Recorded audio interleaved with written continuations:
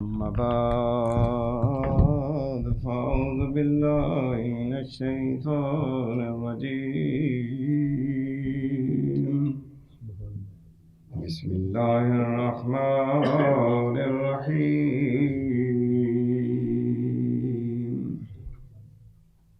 ورحمة وبشرى للمسلمين صدق الله العلي العظيم وصدق رسوله النبي الكريم ونحن على ذلك من الشاهدين والشاكرين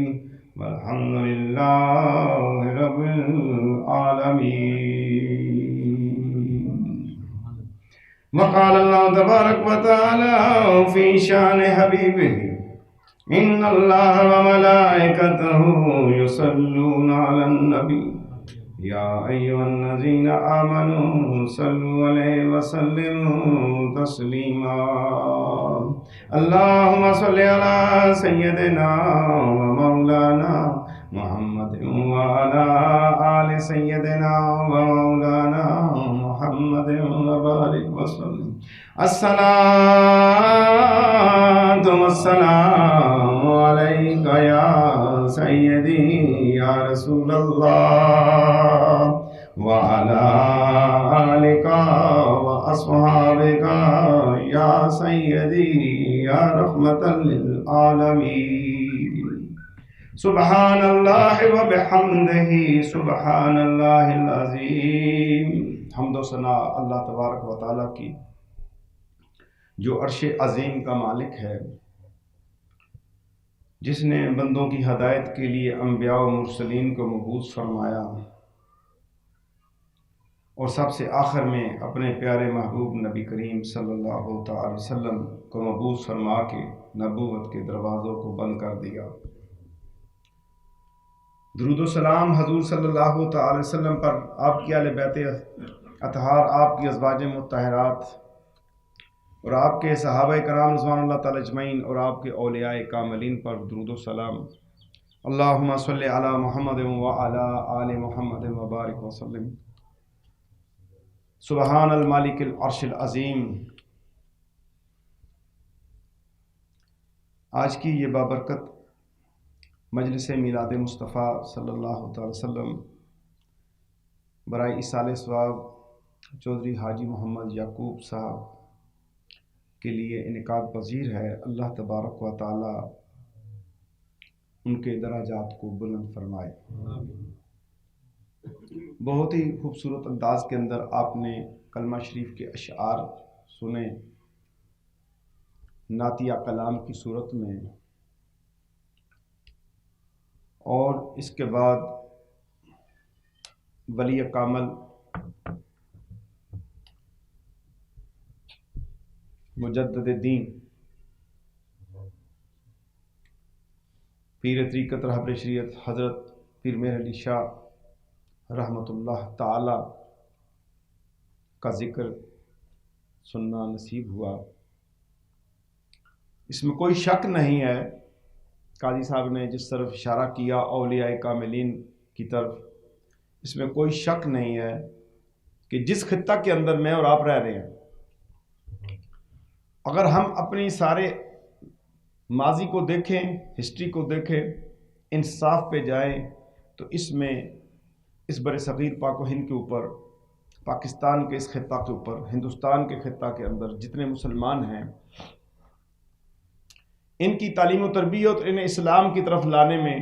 اولیاء کاملین نے اہم کردار ادا کیا ہے. جنہوں نے اپنے گھر بار چھوڑے اور اپنا وطن چھوڑا، ہجرت کی اور اس طرف ان کا رخ ہوا. اور اسی حوالے سے جو اس وقت بھی بہت عروج پہ ہے فتنہ قادیانیت، آج بھی ہمارے لیے آپ کے فرمودات، حضرت پیر مہر علی شاہ رحمۃ اللہ تعالیٰ کے فرمودات آج بھی ہمارے لیے مشعل راہ ہیں. اور آپ کا جو کردار ہے، آپ نے جو نظام دیا ہمیں اس سسٹم کو بہتر کرنے کے لیے، اسی سسٹم کو بہتر کرنے کے لیے اور اسی تحریک کے اوپر آج کے دور میں ایک مجاہد نکلا جسے امیر المجاہدین حضرت علامہ مولانا خادم حسین رضوی رحمۃ اللہ تعالیٰ کہتے ہیں. اگر اس مجلس کے اندر یہ ذکر نہ کیا جائے تو پھر وہ ہمارا مطلب پورا نہیں ہوتا کہ آج کے دور میں آج جس تحریک کے اندر جان پڑی ہے اس تحریک کو چلانے والے اولیاء کاملین تھے. میں اپنے زمانہ طالب علمی کے اندر حضرت پیر مہر علی رحمۃ اللہ تعالی کے مرقد منورہ پر حاضر ہوتا تھا اور وہاں پر جا کے بیٹھ کے سورہ فاتحہ، سورہ اخلاص شریف یا جو بھی دیگر مجھے قرآن کا حصہ پڑھنا ملتا وہ میں پڑھ کے آپ کو ارسال کرتا. ایک لمحے کی ایسی سکونت ملتی کہ جہاں آپ کو نہ اپنے گھر کے اندر ملتی ہے نہ کہیں اور ملتی ہے. میں یہاں پہ واضح کروں اولیاء کاملین کی زندگیاں جو ہیں جنہوں نے اللہ تعالیٰ اور اس کے رسول صلی اللہ تعالی علیہ وآلہ وسلم کی زندگیوں کے مطابق اپنی زندگی بسر کی ہے، ہم اہل سنت ان کو اولیاء مانتے ہیں کیونکہ ان کی زندگی قرآن اور سنت پہ ہے. اور پھر جب ہم نماز کے اندر پڑھتے ہیں اہدنا الصراط المستقیم صراط الذین انعمت علیہم، سیدھی راستے پہ قائم ہونے کے لیے ہم دعا مانگتے ہیں، جبکہ نماز کے اندر ہے. نماز بھی ایک سیدھا راستہ ہے جو رب سے ملا دیتی ہے. پتہ چلا کہ اس کے اوپر مفسرین نے بڑی بحث کی ہے کہ بہت سے نمازی بھی بھٹک جائیں گے، بہت سے دین میں آ کر بھی بھٹک جائیں گے، لیکن کامیاب وہی ہوگا، منزل پہ وہی پہنچے گا جو انعام یافتہ لوگوں کے دامن کو پکڑ کے رکھے گا، اور جس کے ہاتھ کے اندر اللہ کے ولیوں کا ہاتھ ہوگا وہ بچ جائے گا نفس و شیطان سے. یاد رکھیے نفس و شیطان کے بڑے ہی حربے ہیں. آپ شاید یہ سمجھتے ہوں گے یہ بڑی بڑی تسبیحاں پہن کے یا یہ سبز کپڑے پہن کے اس طرح کے یہ نکلتے ہیں اور یہ ولی ہیں. نہیں، ولایت اگر دیکھنی ہے آج بھی اگر اپنے خطے کی 2 درگاہوں کا ذکر کر لیں، ایک حضرت امام پری سرکار رحمت اللہ تعالیٰ کا اور حضرت ایک پیر مہر علی شاہ رحمت اللہ تعالیٰ کا. آج ہم اپنے آباء و اجداد کی قبروں کو دیکھ لیں، وہاں پر وہ تو ٹوٹی پھوٹی ہوں گی، یا کئیوں کو اپنی قبر، والد کی قبر کی بھی خبر نہیں ہوگی، دادا کی خبر بھی نہیں ہوگی، لیکن اس صدی کے اندر بھی پیدا ہونے والا عاقل و بالغ مسلمان ان قبور پہ جاتا ہے اور فاتحہ پڑھتا ہے اور جا کے سلام پیش کرتا ہے. اس سے بڑا انعام کیا ہوگا؟ جن کو دنیا سے گئے ہوئے کئی سال ہو گئے ہیں لیکن آج بھی لوگ جن کی ملاقاتیں بھی نہیں ہوئی، جن کے جو ہے نا دست بوسیاں بھی نہیں ہوئی، جن کا کوئی رشتہ بھی نہیں ہے، لیکن یہی وہ رشتہ ہے جس کے اوپر ان کے آباء و اجداد نے دعائیں مانگی تھی. میرے شیخ فرماتے ہیں جو یہ دعا مانگتا ہے اہدنا الصراط المستقیم صراط الذین انعمت، اور اس کی نیت ہوتی ہے کہ مولا مجھے اور میری اولاد کو اپنے کاملین کے ساتھ جوڑ کے رکھنا، اس کی 7 نسلیں بھی اللہ والوں کو پہچان لیں گی اور ان کی صحبت اختیار کریں گی. سبحان اللہ، نعرہ تکبیر، اللہ اکبر، نعرہ رسالت، یا رسول اللہ، نعرہ تحقیق، نعرہ حیدری، نعرہ ختم نبوت. تو ہماری زندگیاں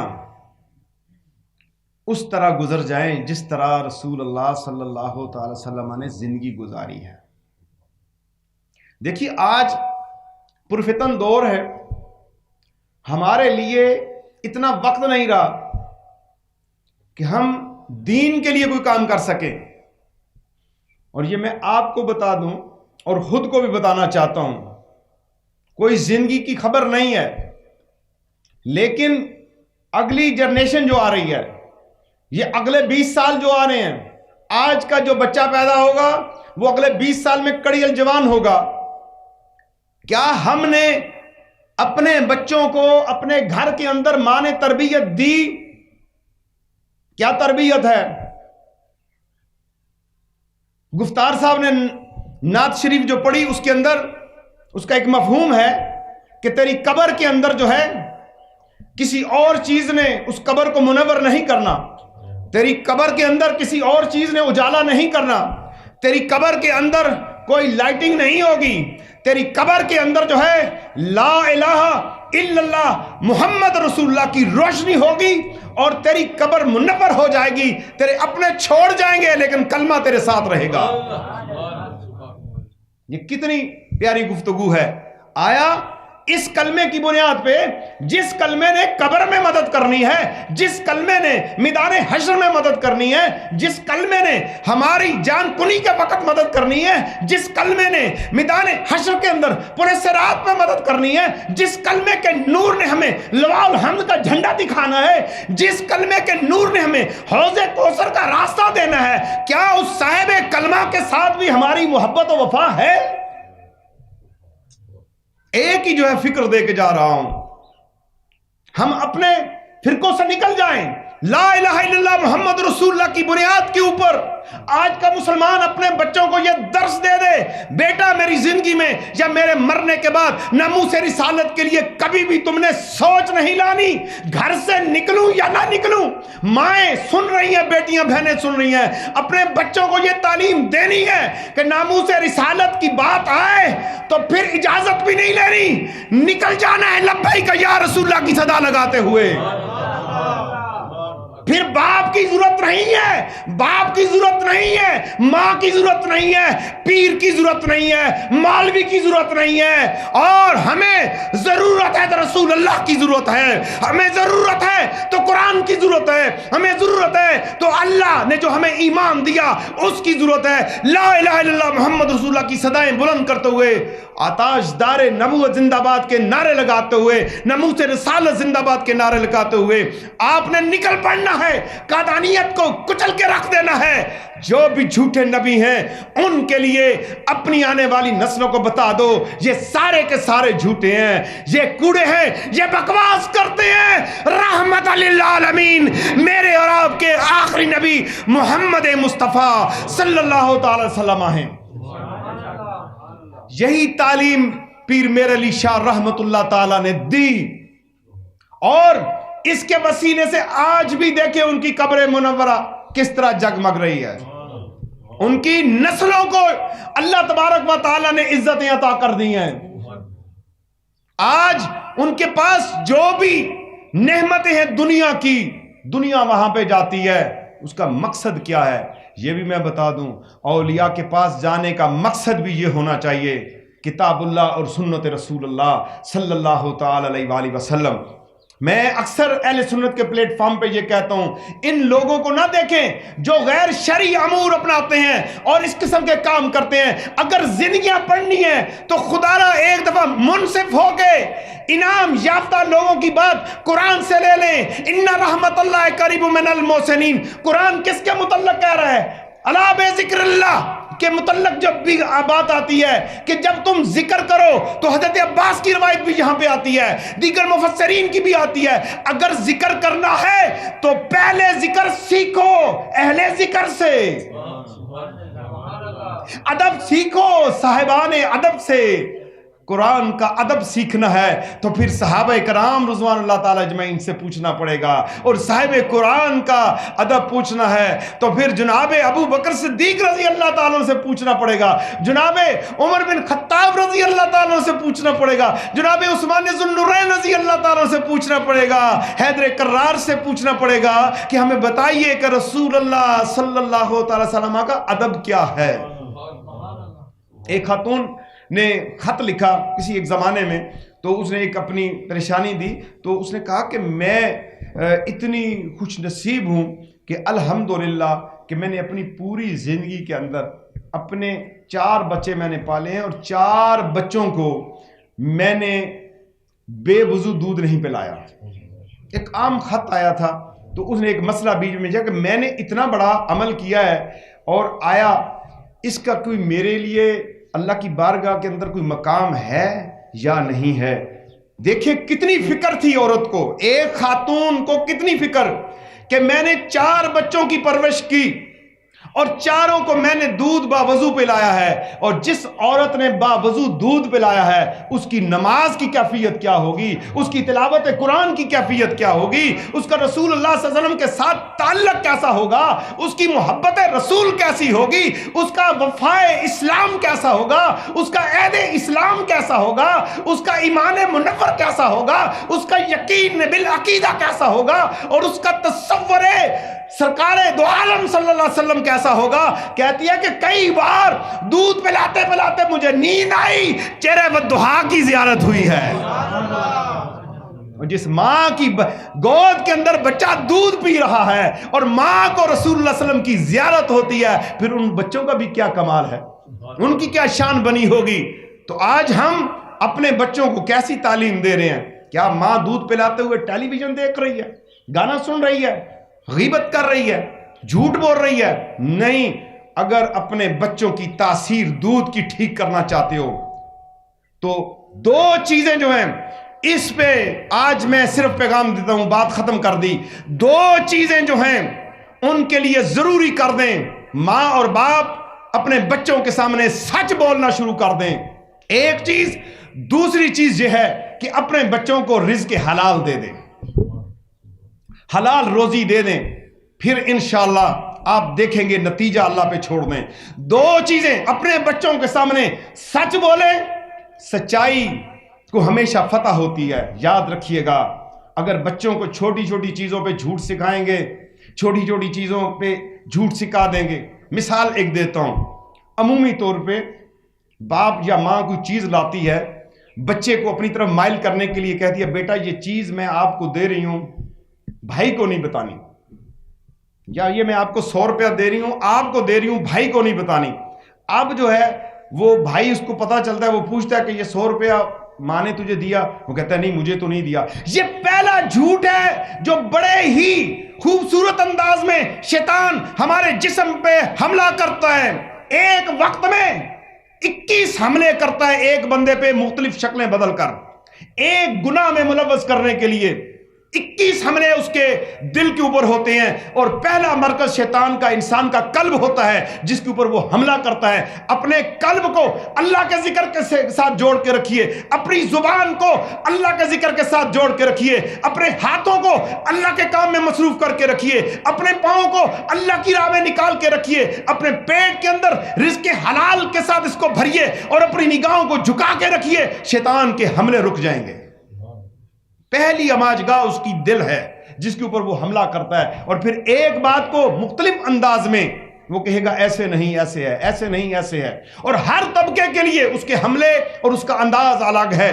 عوام الناس کے لیے اور ہے، علماء کے لیے اور ہے، حافظ قرآن کے لیے حملہ اور ہے، اور عام مقتدی کے لیے اور ہے، نوجوان طبقے کے لیے اس کے حملے اور ہیں، اور بوڑھوں کے لیے اور ہیں، بچوں کے لیے جو بڑھتی ہوئی جوانی کی طرف جا رہے ہیں ان کے لیے اور حملے ہیں۔ شیطان کو ہر حملے میں ناکام کر دیجئے، اور آپ کا کلمہ طیبہ کی ضربیں آپ کے دل کے اوپر ایسی لگنی چاہیے کہ یہ ضربیں دل کے اوپر نہ لگیں بلکہ شیطان کے دل کے اوپر بھی جا کے لگے اور اسے تباہ و برباد کر دیں، اور کلمہ پڑھنے والا ہو، اور کلمہ پڑھنے والا ہو، اور پھر وہ کہے، یہی تاجدار گولڑا نے کہا تھا میں کلمہ پڑھنے والا ہوں، میری زبان یا میرا ہاتھ کیا کرے گی؟ جس کا کلمہ پڑھا ہے وہ ایک بے جان قلم کے اندر بھی جان پیدا کر دے گی اور انصاف کر دے گی کہ آخری نبی کون ہے۔ یہ ہے اہل ایمان کی کرامات، یہ ہے اہل ایمان کا تذکرہ جس سے دلوں کو سکون اور رحمت ملتی ہے۔ میرا رب بھی کہتا ہے ان رحمت اللہ قریب من المحسنین، اگر میری رحمت کو تلاش کرنا چاہتے ہو، میرے فضل کو تلاش کرنا چاہتے ہو، اور میری شان کو جاننا چاہتے ہو، اور رب عرش عظیم کی ذات کو جاننا چاہتے ہو، تو میرے محسنین کے پاس آ جاؤ۔ محسنین قرآن بتاتا ہے کہ محسنین کون ہیں؟ محسنین وہ ہیں جن کا تعلق قرآن کے ساتھ ہے، محسنین وہ ہیں جن کا تعلق رسول اللہ کے ساتھ ہے، محسنین وہ ہیں جن کا تعلق اہل بیت کے ساتھ ہے، محسنین وہ ہیں جن کا تعلق صحابہ کرام کے ساتھ ہے، محسنین وہ ہیں جن کا تعلق اولیاء کاملین کے ساتھ ہے، محسنین وہ ہیں جن کا تعلق شب رات کے ساتھ ہے، رات کی اس اندھیرے کے اندر قیام کی حالت کے اندر ہے، مومنین رکوع کے اندر ملتے ہیں، مومنین جو ہے سجود کے اندر ملتے ہیں، مومنین ذکر اللہ کے اندر ملتے ہیں، مومنین رسول اللہ کی محبت والے ہوتے ہیں، مومنین آقا پہ درود پڑھنے والے ہوتے ہیں، مومنین صلاۃ و سلام کے نذرانے پیش کرتے ہیں، مومنین وہ ہوتے ہیں کہ جب تاجدار ختم نبوت کی بات آ جائے تو پھر باپ اپنے بچوں کو کہتا ہے نکل جاؤ تاجدار ختم نبوت کے لیے۔ یہ کام ہے اہل اللہ کا، اللہ والوں کا۔ تو آئیے ہم اپنے بچوں کو نماز کی تعلیم دیں، قرآن کی تعلیم دیں۔ 5 وقت نماز ہمارے اوپر ضروری ہے، اس کے اوپر توجہ دیں کہ ہمارے بچے نمازی ہیں یا نہیں۔ نماز کی طرف دعوت دیں، قرآن کی طرف دعوت دیں، اپنی مسجد کی آباد کاری کی طرف دعوت دیں، اور پردے کی شرم و حیا کی دعوت دیں۔ اپنی بیٹیوں کو پردہ دیں، نوجوانوں کو پردہ دیں۔ اللہ تبارک و تعالیٰ مجھے اور آپ کو عمل کی توفیق عطا فرمائے۔ جتنا بھی ہم نے پڑھا یہاں پہ بیان کیا، اس کا اجر و ثواب چودھری محمد یعقوب صاحب کو عطا فرمائے۔ آمین بجاہ نبی الکریم صلی اللہ تعالیٰ علیہ وآلہ وسلم۔